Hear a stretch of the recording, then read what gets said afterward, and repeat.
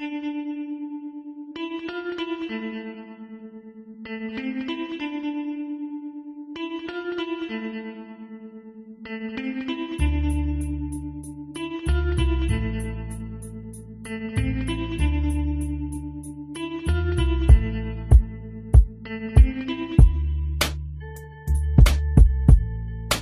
want to say a very special welcome to all of you who are here today, in particular our panelists, our esteemed panel here today, who are here from various parts of the Caribbean. Very happy to have them in the nature island of Dominica, both to my left and my right. And I want to also say a very special welcome to all of you in the audience as well. Those of you from the media, from the Fisheries Division here in Dominica, members of the Local Area Management Authority, LAMA, and of course the Soufriere Scotshead Marine Reserve, SSMR. And again, I want to say a very special welcome to those of you of the media.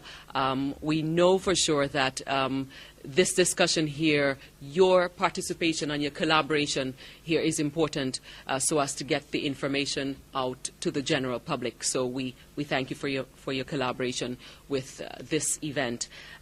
This event, for your edification, is in essence a discussion that is being hosted by the Center for Resource Management and Environmental Studies, the CERMES, out of the University of the West Indies Cave Hill campus.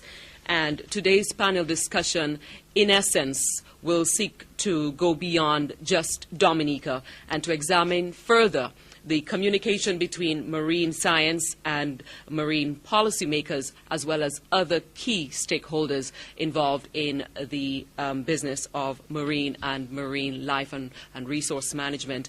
The panel here are of varying expertise, a wide range of experience in different capacities. I will now introduce them to you. First, we have Nicole Leotaud. She is to my left, from Trinidad and Tobago. And she is a conservation biologist with over 15 years experience working in natural resource management in the Caribbean. We also have Roland A. Baldeo from Grenada. Immediately next to me is Andrew Magloire. To the Dominican public, he's certainly no stranger. He is the Chief Fisheries Officer in the Fisheries Division of the Ministry of Environment, Natural Resources, Physical Planning and Fisheries here in Dominica. Indi, Mclymont, Lafayette, to my left, from Jamaica. She's a multi-award-winning journalist with just over 11 years' experience in the field of media and communications. Ms. Mclymont, Lafayette, and Dr. Patrick McConney from Barbados, to the extreme right, was a fisheries officer in Barbados before becoming a senior lecturer in marine resource management planning at the Center for Resource Management and Environmental Studies, CERMES, the University of the West Indies Cave Hill campus in Barbados. These, ladies and gentlemen, are your panelists for this discussion. I will start with Dr. McConney. Does marine science influence policy at all? And if so, how? I think marine science does have quite a significant interest in marine policy and an influence on marine policy. But I don't think that the links are strong enough to really make the most out of the contribution that marine science can make to marine policy. Can I just ask you a follow-up question as we're talking about the policy issue, for example? What is a policy? Sometimes there is a tendency to think that policies are basically bound in a document. Is that accurate? We like, and policy analysts like, to see policy in a written form so that one can digest it and understand it better. Sometimes one can say that policy is reflected in law, and that is an expression of policy, but not the only one. But, I mean, policy is largely a guiding statement made by someone in a position of policy power, and that could either be, in the Caribbean context, a minister or a policy advisor. And that statement, a broad statement, normally guides more detailed planning and management in terms of national development, and in this case, regional development as well. So we're talking about written, and we're talking about oral statements, and we're talking about broad guidelines as to how nations and the region should develop to the benefit of the people of the Caribbean. Well, from my perspective, when you look at policy and how policy is made, I mean, if you look at in Grenada, when a political party campaigns, they may have a manifesto, and they may say what they want to do for, let's say, in fisheries.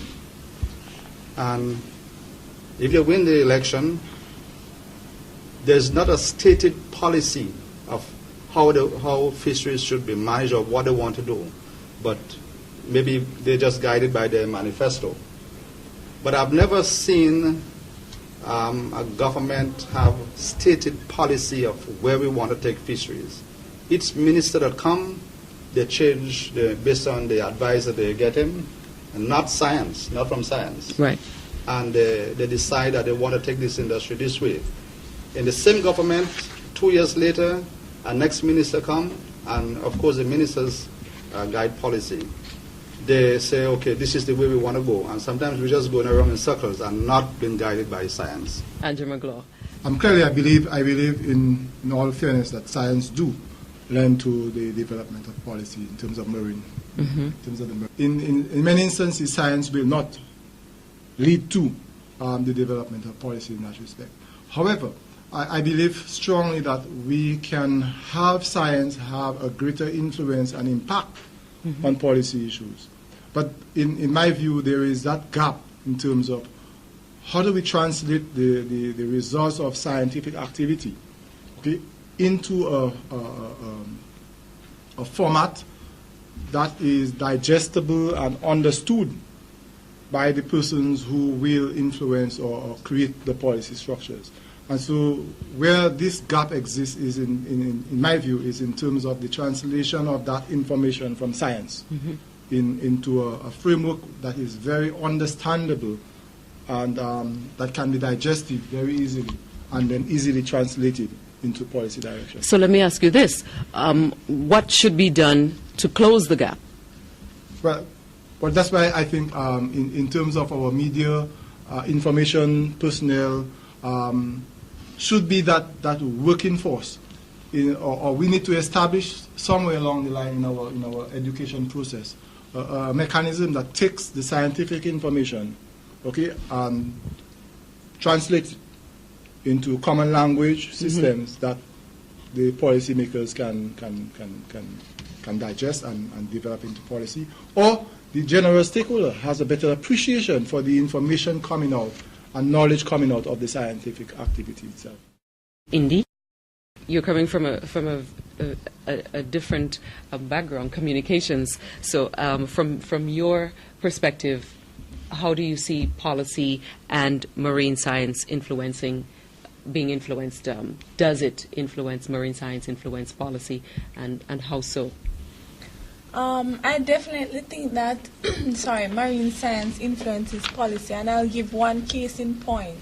In 2004, there was an extensive research done in the Caribbean which involved quite a few of the marine scientists. That's the reefs at risk in the Caribbean. This was a study published in 2004, and I think it had tremendous information that has fed into policy in the region. For example, it highlighted that the Caribbean coral reefs provide goods and services annually.